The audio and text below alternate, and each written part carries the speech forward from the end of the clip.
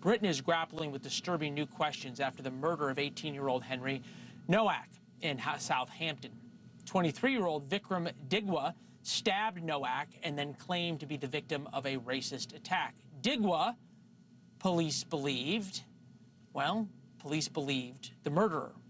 But what happens in the moments immediately after the attack is fueling outrage across the United Kingdom. Body camera shows officers arriving to find Nowak lying on the ground, repeatedly saying he'd been stabbed and struggling to breathe, as you heard. Police officers detained and handcuffed the dying teenager because Digwa told police that he, the murderer, was the victim of a racist attack. Mass protests broke out across England. Native Brits say they become second-class citizens in their own country. And the UK government is so concerned about being called racist, they discriminate against whites and ignore the dangers of mass Muslim migration. And they aren't alone. On this side of the pond, voters in Michigan have some of the same concerns. We'll show you there. 59% say too many Muslim immigrants have been accepted in Michigan, only 3% too few, 30% about right. Steve Cortes, former Trump campaign advisor who commissioned this poll, is out with us now. Help us understand, Steve, what you think this poll is picking up.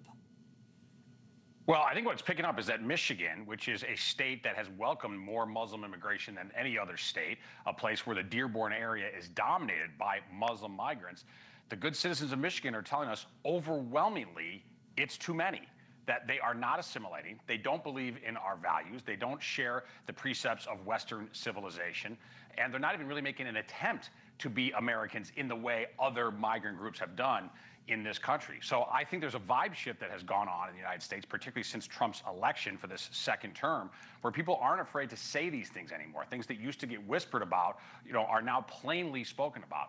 Mass Muslim migration simply has not worked for the United States. It's not good for our society, for our culture, not good for our economy, for our street safety, for our national security, and Michigan voters are willing to say so. Now, I think about how this relates to what happens in the UK, because I always feel like the UK is a few weeks, months, years ahead of us in some of these social, sort of social awakenings, if you will. In the UK, the full neo-Marxist wokeism is still in play there. And you have a country that's starting to treat its native citizens like second-class citizens because they're so afraid of being called racist and Islamophobic. That's why the police end up handcuffing a murder victim.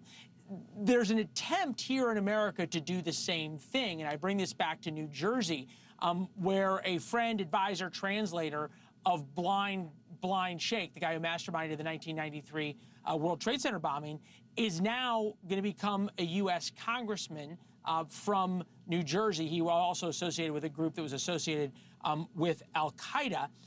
He claims everything you're saying, Steve, is Islamophobia. Take a listen. 30 years ago, he's a well-known person in the community. He, spoke all over New Jersey, and he was a blind old man that, people, volunteered when he needed, some kind of service because he couldn't take care of himself. As a Muslim, they're always going to find something to attack. I'm used to this all my life. 59% of people telling pollsters that there's too many Muslims. You do polls more than I do, but when I read these things, I say to myself, it's a little bit like the Trump effect in 2016. There's a number of people who won't say it. What do you think the real number is?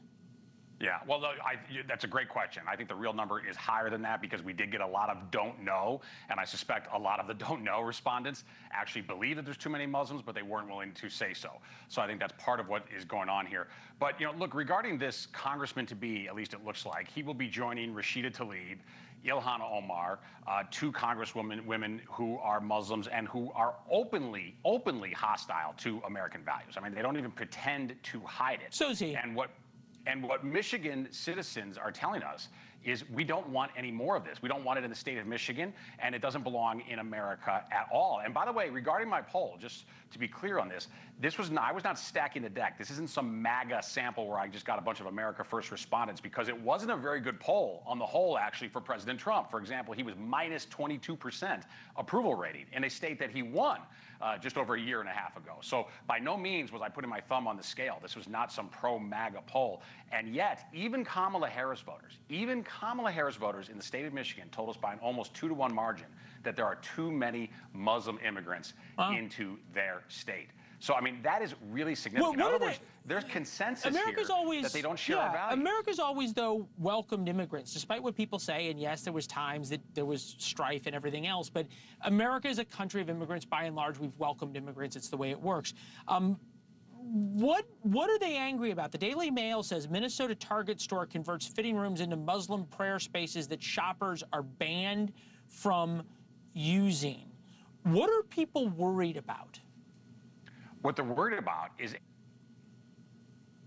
third world migrants who do not share our values. And that's been made clear to the people of Michigan who live next to and with these folks.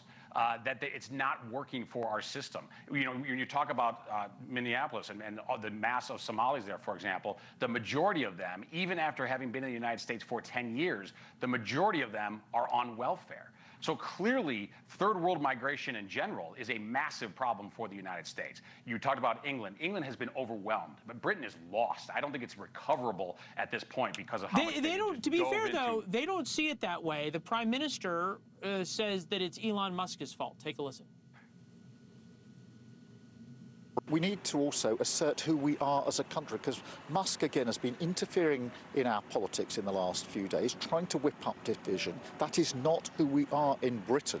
In Britain, we are reasonable, tolerant people. When we have a terrible case like Henry's case, Henry Novak, we react calmly, as his family have done. So is it a fight now for who we are? Yes, absolutely. Look, and listen, sadly, most of Europe, including the UK, which is, of course, the cradle of Western civilization, they were the creators of it. It's where we got it from. It's an amazing inheritance for the United States. But those people, those countries, have given up on Western civilization. So it's up to the United States, which I believe is the culmination of Western civilization, to carry on this culture, to carry on our beliefs and our values. In the UK. Yeah, in the UK, what weapons you're allowed to carry. You can't carry guns, but if you want to carry a knife, if you're of a certain religion, a Sikh religion and others, you're allowed to carry knives as weapons. Everybody else can't. Says everything. Steve Cortes, thank you very much. Thank you for watching. Subscribe below and download our NewsNation app right now on your phone, and you will get fact-based, unbiased news for all Americans.